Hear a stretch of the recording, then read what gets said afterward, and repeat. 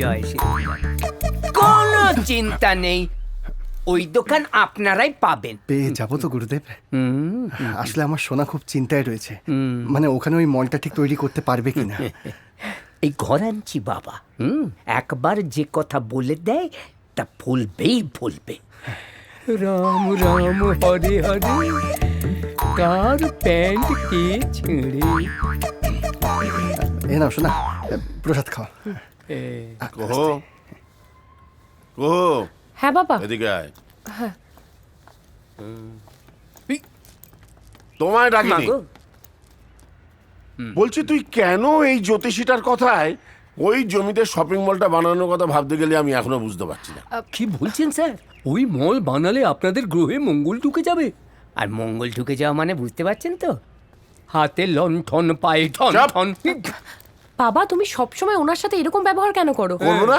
ওই তো ঠিকুচিকুষ্টি মিলিয়ে তোর সঙ্গে রনিতের বিয়ে দিয়েছিল। ওয়ার্থলেস, গুড ফর নাথিং ছেলে। বাবা আপনি আবার আমাকে কেন টানছেন? ওনাকে গালাগালি দিচ্ছিলেন, আমাকে দিন না। হ্যাঁ, টানছি তার কারণ আছে। ঘর জামাই হয়ে ঘাড়ের উপর বসে খাচ্ছ, আর আমার মেয়েকে আমি ঠিক উপদেশটা দেবো না? বাবা আমি কিন্তু হাল ছাড়ি না, আমি চেষ্টাটা করে যাই। হ্যাঁ। একদিন দেখবেন আমিও একদিন একটা বিশাল বড় বিজনেস দাঁড় করাবো। আসেন কে লোকে আমায় মিস্টার আম্বানি বলে থাকবে। Yes, yes. আম্বানি কি উচ্চ ভাবনাখানি আমি দেখেছি স্যার। আমি দেখেছি ওর হাতে পরিষ্কার লেখা আছে, অসৎ উপায়ে উপার্জন। এটা আপনি আমায় গালাগালি দিলেন নাকি ভালো কথা বললেন? জানি, বলি তো দিলু। শোন কোহো, বাবা মিটিং আছে, দেরি হয়ে যাচ্ছে। আর এখন এইসব কথা বলে কোনো লাভই নেই। প্রজেক্টটায় 100 কোটি টাকার উপর লাভ আছে, দোকানটা না পেলে ফুল লস। রনিত গাড়ি বার করো। হ্যাঁ শোনা,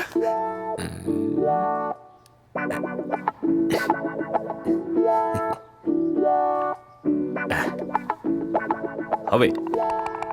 আমি হিরোইন হতে পারবো স্যার? নিশ্চয়ই পারবে। সুচিত্রা সেন, রিয়া সেনকে কে তৈরি করেছে? এই গোবিন্দ তৈরি করেছে। মিঠুন চক্রবর্তীকে কে বানিয়েছে? এই গোবিন্দ বানিয়েছে। আর এখন সবাই মিঠুন চক্রবর্তী হবে বলে বাইরে বসে আছে। এই আছিস নাকি?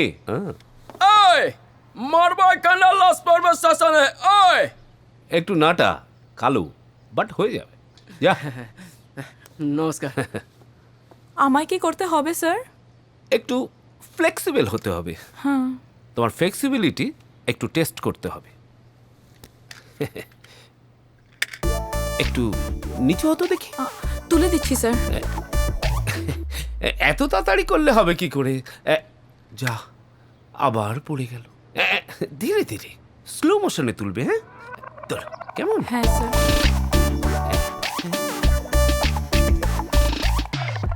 গোবিন্দদা, যাও। আজকের যোগ ব্যায়াম তোমার হয়ে গেছে, তুমি এসো। থাক থাক থাক, তোমার হবে, ভালো হবে। যাও। আসছি স্যার। আসার আর সময় পেলে না তুই? না না তুমি কি করছো এগুলো? কাকু জানতে পারলে তো ঘাড় ধাক্কা দিবার করে দেবে। দূর, কাকু থোড়াই টের পাবে। তোর না এই সময় পড়াতে যাওয়ার কথা ছিল, কটা বাজে এখন? যাবো একটু পরে যাবো। ওম, কাকুর অবস্থাটা ভেবে দেখেছিস? 50 লাখ টাকা লাগবে দোকানটা বাঁচাতে। দোকান না বাঁচলে আমিও বাঁচবো না রে। দূর, ওসব কিচ্ছু হবে না। হ্যাঁ তুই বললেই হলো, কিছু হবে না। ছাড় তোর কথা। ও হলো জমিদারের বেটা ওম, আর আমরা হচ্ছি চকলেট বোম। ফাটলে ঠিক বলেছ। ওর যা জমি আছে না, তাতে 4টে গোবিন্দ আর 8টা লালুকে কিনে রাখতে পারে। না না না, ভুল বললি। অত ক্ষমতা আমার কোথায়? কোথায় 4টে 8টা, বড় জোর একটা কিনে রাখতে পারি। আর কত ঢপ দিবি বাছা? সব কিছুর একটা সীমা আছে। গ্রামে তো তোর কোনো জমিই নেই। যেটুকু দুগাছা আগাছা ছিল, মরার আগে তো তোর বাপ বিক্রি করে দিয়েছিল। তারপরেও তুই সমানে ঢপ মেরে যাবি? বন্ধ কর। এই আমি যাই, চিকুকে পড়াতে যাচ্ছি আমি। যাও। ম্যাডাম, আপনি এই বিষয়ে কি ভাবছেন যদি একটু বলেন? খুব আমি যেটা এই বলতে না, না, না, চাইছিলাম, না, এখনো কথা বলার সময় হয়নি। 1 2 3 4 5 এইবার বলার সময়। দেখুন এই বিষয়ে আমার আগে যা মতামত ছিল এখনো তাই আছে। হুম। আমি ওই মল বানাবই, আর আপনারা যে ফিনান্স করেছেন আমি ঠিক সময় আপনাদেরকে ফেরত দিয়ে দেবো। সেটা আপনার উপর সবার বিশ্বাস আছে ম্যাডাম। তাহলে আর ভাববেন না, ওই মল হবেই। হবেই। সরস্বতী বানানটা যদি ঠিক করে না লেখো চিকু, তাহলে তোমার পেন্সিলে সরস্বতী বসবে কি করে? তুমি লক্ষ্মী লিখতে পারো? হ্যাঁ পারি। তাহলে তোমার পকেটে লক্ষ্মী বসে না কেন? এই চিকু, তুই জানিস না বড়দের সাথে কিভাবে কথা বলতে হয়? লেখ।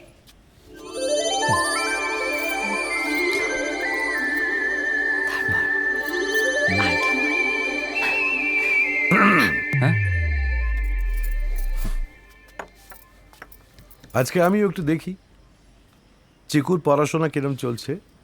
হ্যাঁ মা মিনি, হ্যাঁ বাবা। তোমার কি এখানে কোনো কাজ আছে? না। তাহলে যাও।